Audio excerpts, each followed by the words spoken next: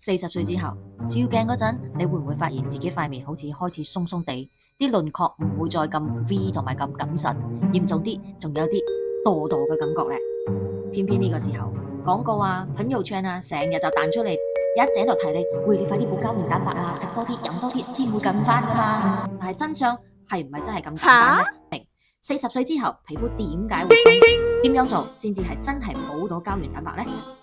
我以前都信㗎，使咗錢買好多膠原蛋白粉啦、飲品啦，心入邊諗住講，只要飲落肚，皮膚就會緊翻㗎啦。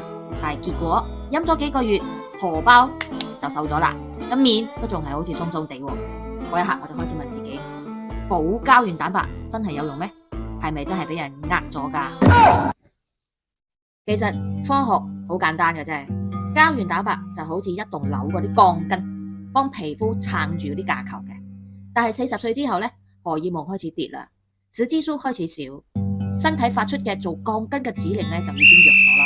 買翻嚟食嘅膠原蛋白入到身體入邊，其實都係會被拆散變成一粒粒嘅磚頭，即係氨基酸。要唔要將呢啲磚頭再拼翻做膠原蛋白？唔係靠你食咗幾多嘅，其實而係靠你身體入邊個工廠仲開唔開工。工廠唔開工，就算你有再多嘅磚頭，都起唔到新樓啦。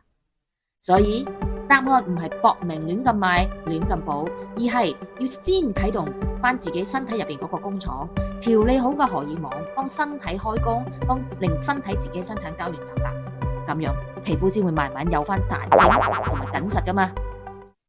我準備咗一個一睇就明、簡單又好好操作嘅小貼士，唔使使大錢就可以真係由裏到外幫身體生產膠原蛋白，令肌膚更加緊實 V 裂。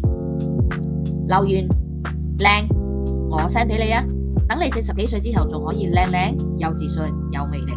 我係餐妹，關注我，陪你輕鬆度過更年期。